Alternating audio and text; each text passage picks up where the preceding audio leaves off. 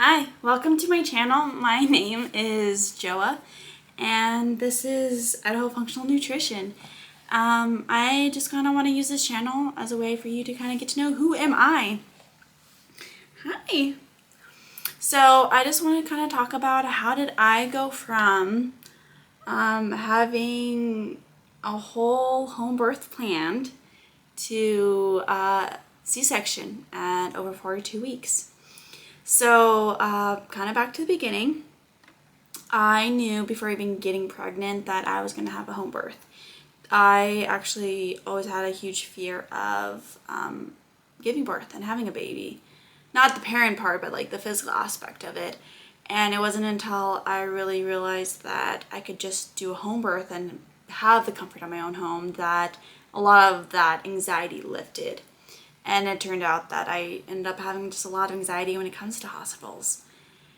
And I'm sure I'm not alone in that. And various reasons, a lot of fear of judgment and whatnot.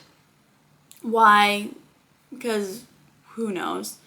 But anywho, so I knew I was going to do a home birth because that's where I felt safest. That's what I felt most comfortable doing.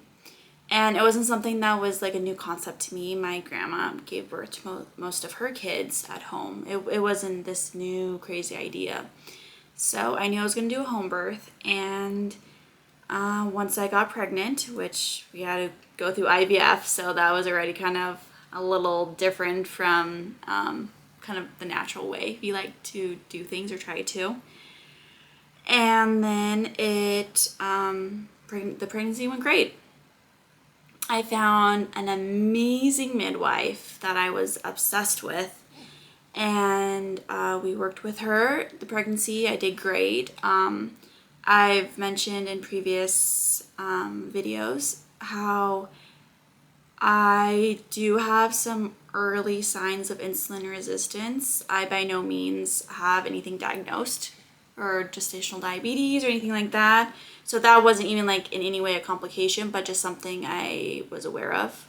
That's been brought to my attention over the years of something that my body takes a little longer to process some stuff.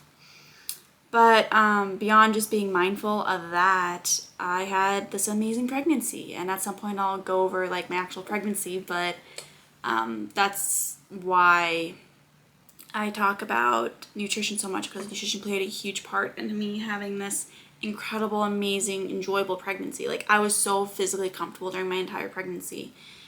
And so then 39 weeks hit, and they're like, hey, you're in this window. You're probably going to be having a baby at some point. And I'm like, cool. I'm so jazzed. I was excited. I was so excited to have a baby. And I'm so excited to do this again. But anyways. And then the next week passed, and they're like, okay, well, any day now, if you want to start doing some stuff to get it going at home, what's it called? Like sidewalk walking, or like walking up the stairs sideways. Every time I went up the stairs, I went out sideways. Like any of those home type things that like don't cause any negative effects, but like why not try them? And then 41 weeks hit, and that's where I had a lot of fear starting to build up, because I so badly did not want a hospital birth. I knew that I can have a birth at home. And if you don't know, in the state of Idaho, you cannot legally have a home birth after 42 weeks. So that's why by 41 weeks, I was like, well, the time's kind of, the clock's ticking. And up until that point, I was very much of like, she will come when she comes. But at that point, I'm like, oh, honey. So, yeah, I started feeling a lot of anxiety, and a lot of fear started building back up. And I spent a lot of my pregnancy really working on any past stuff that could cause any anxiety around birth, and I was in such a good place that I never thought to prepare myself, like, what if I actually needed to do a hospital birth, that wasn't an emergency. And I think that's what was the biggest struggle, was there was never an emergency. And so I got to 41 weeks, still no baby, no sign. I think at that point I was like 3 centimeters dilated, and I was like, oh gosh, so much effaced, something like, I don't even remember, but I was like halfway effaced, basically 50% effaced. And so I went and got an ultrasound, and I actually didn't do any ultrasounds once I stopped working with the fertility clinic, because I was very, if it wasn't for doing IVF, I would have very minimal medical stuff involved in my pregnancies, because I do feel it's a very natural thing. Well, it could be a very natural thing. And so I went and got an ultrasound, and they're like, yeah, everything looks good. I was kind of hoping that they would age her a little bit younger to kind of see if there's any wiggle room with the law, but she was aging exactly the day that the IVF clinic said she would, when I initially got pregnant. And so they checked her, and they're like, everything looks good. Now here's the thing. Everything looked good, and I had a very pregnant belly, but we knew she was probably going to be maybe a little long. No medical professional thought anything beyond maybe she's a little long. Quick caveat right there. Just keep that in mind. And so we did the ultrasound. Everything looks good. And at that point, I believe I was seeing my midwife every other day. Because, yeah, as you get farther or closer to 42 weeks, like, you're just kind of always getting checked and making sure everything's okay. Not internally checked, but like making sure blood pressure and everything is good. And then, yeah, then the week I had her, that Monday, I was like, okay, I hit 42 weeks on Wednesday, so let's go ahead and try doing, I believe it's called castor oil. That was the most horrific experience of my life, and it didn't do anything. I will say I did get some contractions that night, because I did at night, but it was so minimal, and it made a very small difference. I was still the same dilation. I think I ended up being like 75% effaced by Tuesday when I went back to my midwife. But yeah, that was a gnarly experience I would never do again. It's pretty up there with like actual like laboring. So not a good time. So I did that. And then Tuesday, no change. And then Wednesday hit, no baby. And then basically my midwife was like, her recommendation, because no one can make you do anything, her recommendation was, you probably want to go to the hospital on Thursday. By the latest is by Thursday to, okay, she's getting all fussy. So basically it hit Thursday night, and we went to the hospital, and we're like, hey, we are over 42 weeks. I'm not on labor. We need to transfer care. And they were really confused, as they would be, because most people don't go to the hospital in this way. And so it took a little bit of like talking to different medical people of like, please like admit me. Like, I know you want to. I was told you would want to check me out, do a stress test and all this stuff, and make sure I'm okay. And so finally, they took me to triage. I will say every medical professional I worked with at that hospital were incredible. And especially as someone who came from wanting a home birth, like, that was something I was really scared of. And so they checked out the baby, and they're like, baby looks good. They were like, everything looks good. You're just not in labor yet. And I'm like, yep, that's the problem. And we did like an ultrasound, and keep in mind, there was still nothing looked abnormal, and They didn't even mention her being long. Everything looked good. And they're like, well, here's all the options. And they gave us all the options. And something that kind of we realized, because keep in mind, this is Thursday, we knew that the longer we put off induction, the higher risk we would have of a C-section. And the fact that now we're in this boat of, we know we're having a hospital birth, just hopefully we don't have a C-section, was wild. And so we got admitted, and by the time we were all situated in the hospital room, it was probably like 1 o'clock in the morning. And so the step that they had us take was basically, let's do a sweep, a membrane sweep, I believe it's called. I kept getting it confused. And I actually had done 2 of those that week already, so this is the 3rd time I got stuff swept. Yeah, I think it's called sweep, whatever. And that one was pretty aggressive, and that definitely triggered labor. And so I started having contractions, and I was so excited, and that also meant I had no sleep that night. And I was super excited, and the contractions, they started coming on like every 5 minutes. Yeah. Every 5 minutes. And then by about 8 o'clock, they stopped.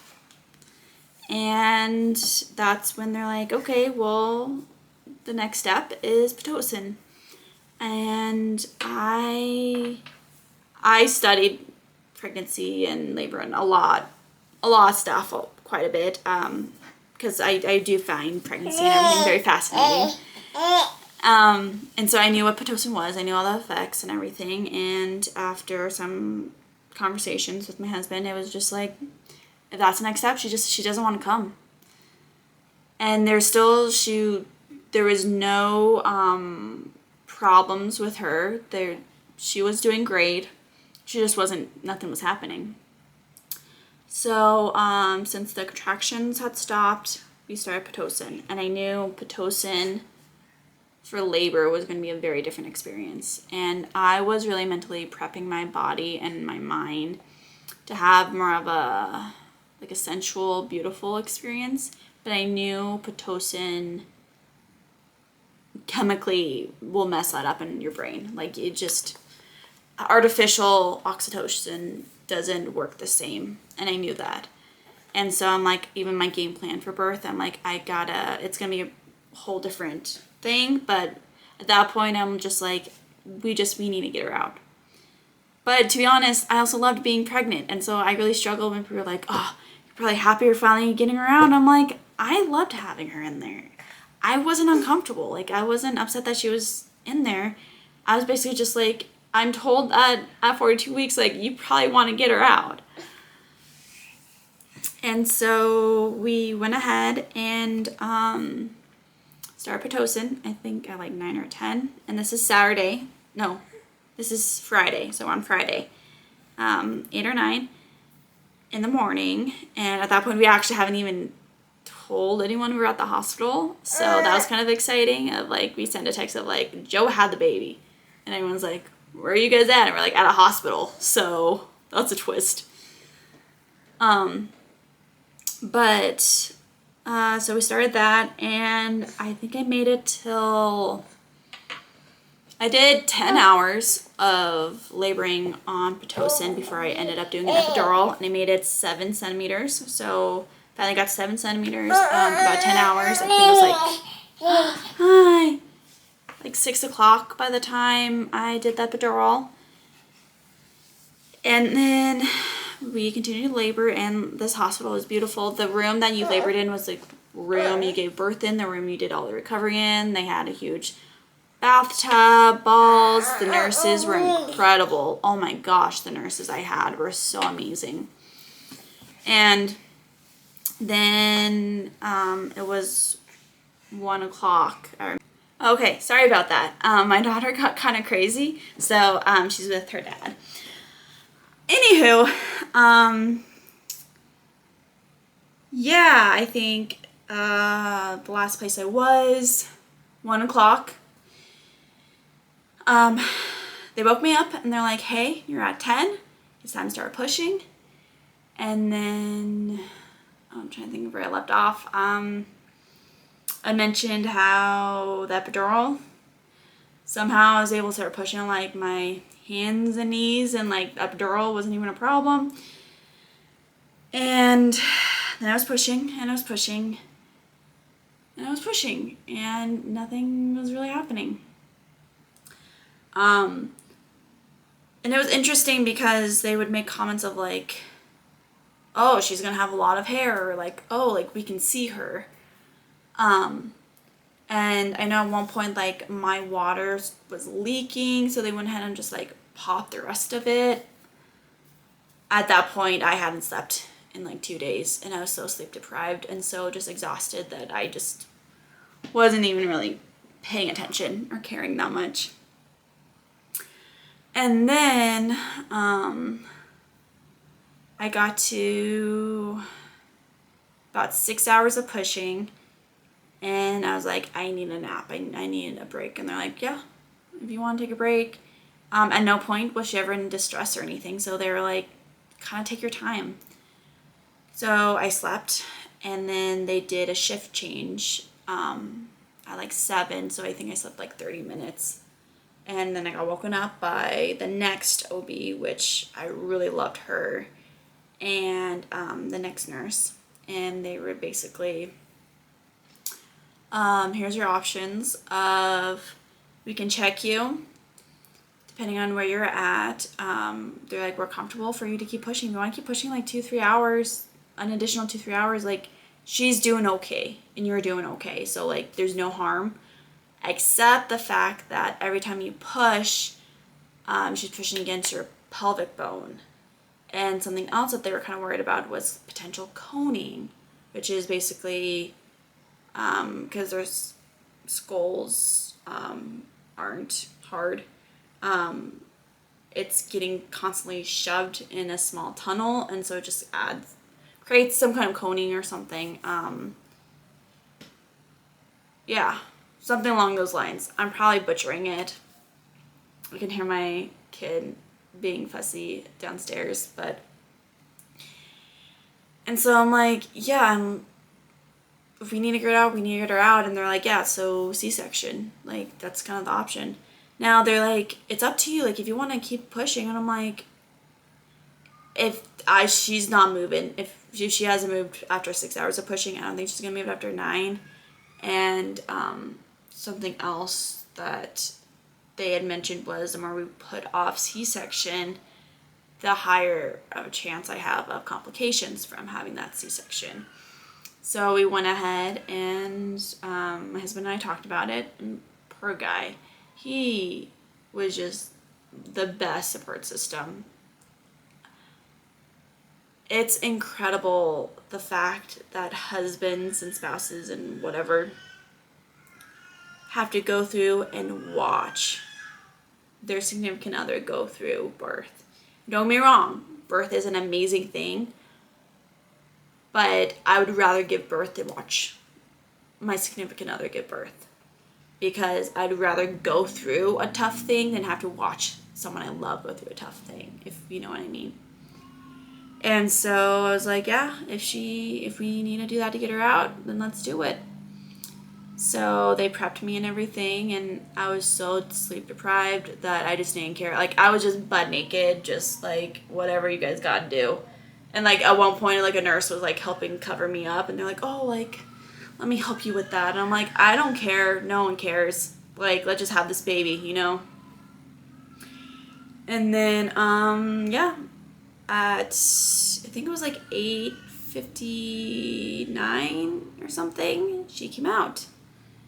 And my husband was right there in the room with me, and we had, oh, I kind of forgot to mention, my midwife, I basically had as a doula during my birth, since she couldn't be there in a traditional midwife capacity.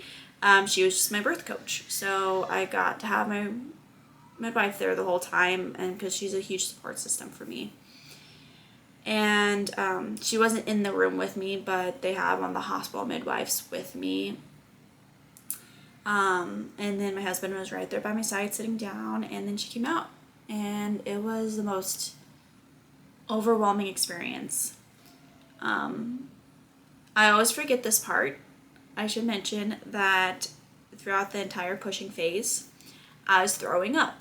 Every single time I pushed, I threw up. Which meant that by the time I was having my C-section, I so badly was just like dry heaving and like gagging while like I'm just sitting there like with them cutting me open. And so there was a moment where they're like, hey, it's really important for us to do the golden hour, skin to skin. I'm like, yes. And I do it, but I'm like dry heaving and I have a bag next to my face. And I'm just like, I need her to do skin to skin with my husband. And so they're like, okay. And so my husband did it. But then I had like one of the medical people were just like, it's really important. Like, it's probably going to make you feel better. Like, just, let's just put her back on you. And I'm just like, trying not to throw up. I'm like, bleh. And I'm like, I don't think this is the time, but thank you, ma'am.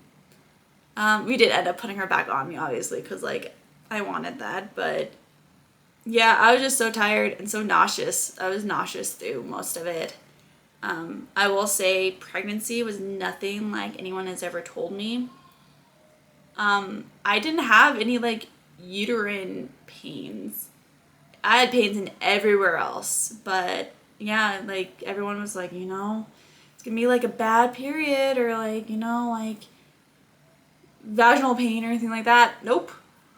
I was throwing up and nauseous, and I had a lot of like back labor kind of feelings. And yeah, and then we go into the recovering room, and I'm super exhausted, and I can see her in the distance, and I see this big like thick black hair. And then I see her with my husband. I'm just watching them, and then finally they bring her over to me so she can eat. And instantly she starts eating. I will say there was some of the initial feeding. She did some weird latches that left me a lot of healing. But I can do that in another video. But anywho, so she's on top of me, and that's when I hear one of the nurses tell one of the other nurses her weight. And that's how I found out why she wasn't coming out. Somehow hidden in my body, because like no one noticed, even like ultrasounds didn't even reveal the fact that my baby was 9 pounds 10 ounces. And then she was almost 22 inches long. For those of you who don't know, the average baby is probably about 7 pounds. Some people, you can have a baby as small as 5 pounds and still healthy. It's not preemie yet. So I had almost double that. I had almost a 10-pound baby. And yeah, none of us saw that coming at all. And yeah, so that's kind of my birth story of how I was going to have a home birth and ended up with a hospital birth that ended up in a C-section. Baby ended up great. She did great. And they knew that I wanted to be discharged as soon as possible. So after the C-section, I stayed 24 hours and then went home. I had my midwife come to my house like the day after that to check me out and everything. And yeah, then we spent the rest of the time recovering. I will say a C-section was definitely not the plan, but I will forever describe my pregnancy and birth as beautiful and amazing. Leading up to the hospital, because of this like big unknown, had fear, but like even once we were like, okay, well, it is going to be a hospital birth, something about that knowing, a lot of it dissipated. And then once I was in the hospital, I'm just like, this is happening. And once even C-section, I had no fear with the C-section. I'm just like, this is happening. I knew that I'm like, she is safe. We just need to get her out. I never once thought there was going to be a problem. And I just everyone has different experiences with pregnancy. I just felt so in tune with her that I'm like, we're good. I know we're good. We're just, she likes it too much in there. And I'm like, we gotta get out. And so, yeah, I don't think hospital births, I don't think C-sections necessarily should be demonized. I think that they can still be just as beautiful and amazing and even romantic. Like I had some romantic experiences with my husband at the hospital. Now I will say, just my opinion, I don't think major abdominal surgery, and that's what it was, and that's what the recovery felt like, should be taken lightly. I know that my body won't even fully heal until a year out. But things happen, and I'm really hoping the next one that I will be able to have a home birth. If I can't, because of who knows, I don't know if I make big babies, I don't know if this is like a one-time thing, but yeah, I just kind of wanted to share my story, and if anyone gets any kind of help from this or anything, that's kind of the goal. I had a tough time finding a lot of people who wanted a home birth and didn't get one and still had a positive experience with it to relate to. One came to mind. It was actually from the Ellen Fisher podcast with Alexa Penavega. And I think me listening to that before having my C-section made a huge difference of, this doesn't have to be a negative, scary thing, even if it wasn't the plan. And yeah, I will say one thing that was kind of interesting was how many people were like, oh, I'm so sorry you didn't get the birth you wanted, or like, I'm so sorry you didn't go as planned.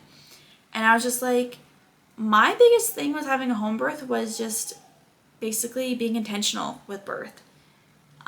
It wasn't necessarily like I had to have a home birth. It was just like, let's make it make sense of why I'm doing what I'm doing when it comes to the birth. And every decision we made sense to me. And I'm not saying it doesn't for other people. I'm just saying, yeah. And here I am, 21 weeks postpartum, and actually feel better and almost more myself than I did pre-pregnancy. And I think it's because this is probably the healthiest my body has ever been.